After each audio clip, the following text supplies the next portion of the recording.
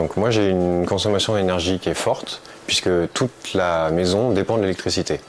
Au début elle était chauffée au radiateur électrique, puis ensuite au poêle à granulés, mais j'ai une activité informatique importante où j'ai plusieurs serveurs, des machines qui ont besoin d'être alimentées en permanence, et la voiture électrique, la cuisson électrique, tout est électrique, j'ai pas de gaz ici, donc j'ai une consommation énergétique qui est importante.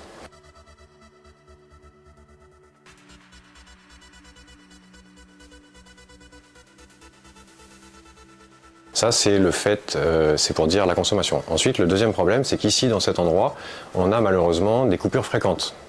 Et de base, j'ai besoin d'avoir une continuité de service avec l'électricité que je n'ai pas sans batterie, et même avec les panneaux solaires que j'ai déjà, qui sont des panneaux solaires plug and play.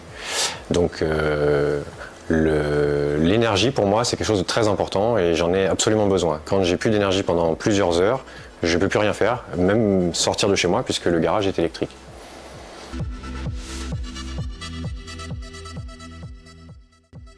Donc les raisons pour la batterie en général, c'est les coupures de courant.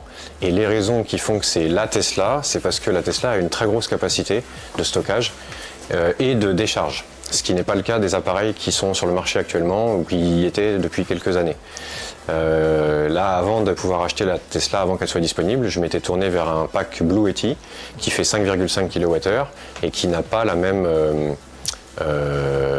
le même coût, la même modularité, enfin c'est pas le même style de produit. La Blue Yeti c'est plus un produit qui a été conçu comme étant nomade, qu'on peut trimballer dans une maison de campagne ou un étang ou quelque part, alors que le Powerwall est vraiment vendu à mon sens comme une batterie domestique.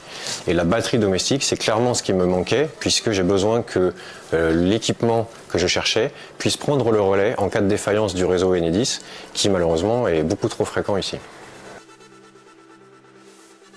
Donc moi, comme au moment de la sortie, de la disponibilité à la vente de ce produit, je suis allé voir sur le site de Tesla pour le commander et on m'a imposé de passer par un installateur certifié, ce qui fait qu'à ce moment-là, j'ai dit oui, je suis intéressé et ils ont transmis ma demande à un installateur certifié. Et il semblerait qu'à l'époque, fin août, il n'y avait que Sorel de certifié, puisque en habitant assez loin de leur emplacement, et c'est quand même Sorel qui m'a été proposé. Mais moi, j'ai aucun problème. Maintenant que c'est terminé, j'ai rien à dire avec Sorel, c'est très bien. Les gens, ils sont gentils, ils comprennent les problèmes, ils s'adaptent, ils sont réactifs. Ils passent le temps nécessaire sans dire je vais rentrer chez moi, comme ça peut arriver sur d'autres corps de métier. Donc, je regrette pas mon choix finalement.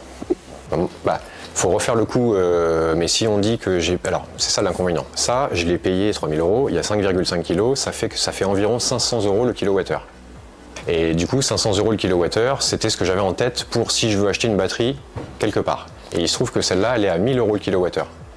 Si que j'ai payé 12 000, qu'il y a 13 kg dedans, donc à peu de choses près, on est à 1 000 €.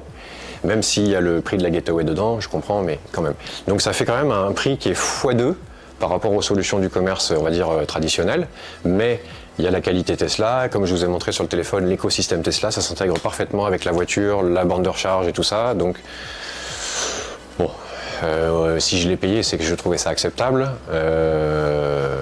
Maintenant, pour la partie de l'équipe, ça ne peut certainement aller qu'en s'améliorant puisque je fais partie des premiers chantiers et vu que leur mentalité qui sont travailleurs, ils rechignent pas, enfin vraiment c'est une bonne expérience, donc si c'est ces gens-là qui vous posent la Powerwall, aucun problème.